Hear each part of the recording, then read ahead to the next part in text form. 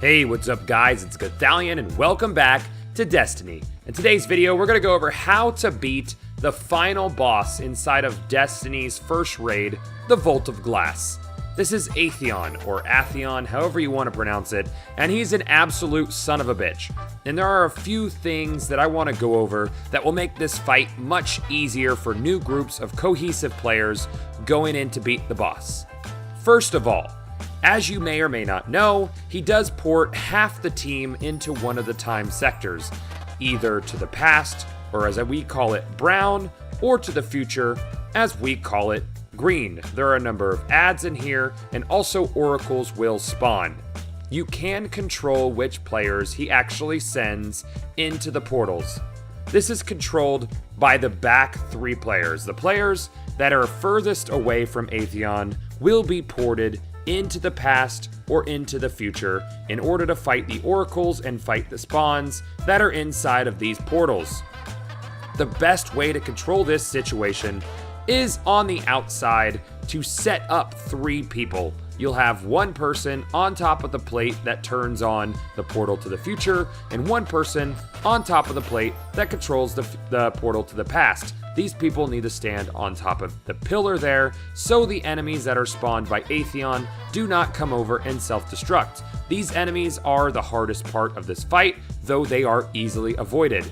A third person can be posted up on top of a pillar where he can quickly get behind of line of sight out of the way of Atheon. This is done by first jumping onto the left portal and then up onto the pillar. He has a vantage point of the majority of the battlefield and can help clear out all the ads that Atheon is spawning. Now let's talk about what happens inside the portals when the back three players, the players that are furthest away from Atheon, get ported into these time zones.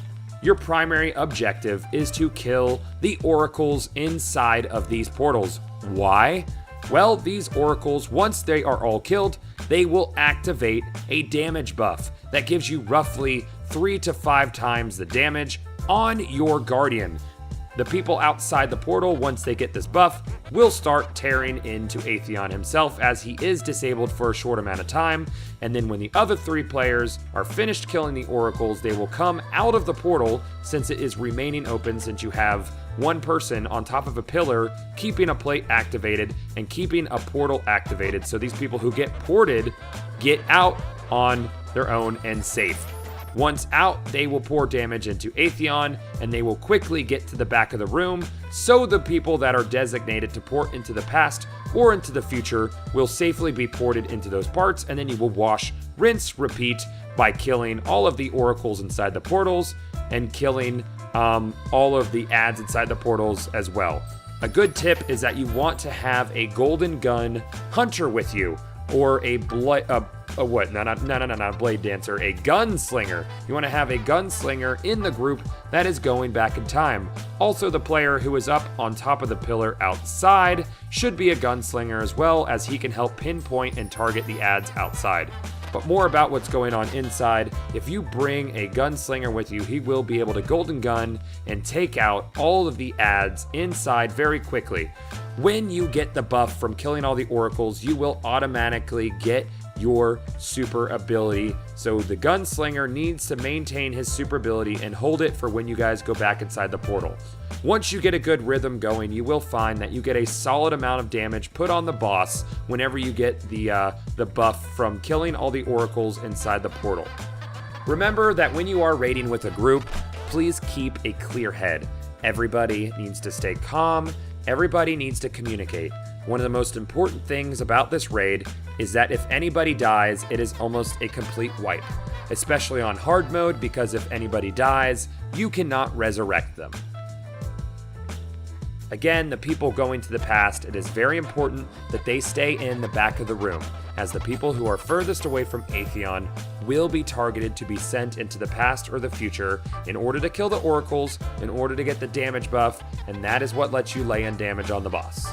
Another note about the team that's inside the portal is that once ported in, one of the players will have to pick up a relic. The relic is like a shield, and the relic has a few abilities. One is a ground pound, one is a slice, and then the other one that's on a long cooldown is a bit of a cleanse. People inside the portals will actually get a debuff on them that eventually makes them go blind. The person with the relic will be in charge of cleansing this group until they are outside of the portal so they can keep their vision, keep fighting, and kill all of the oracles.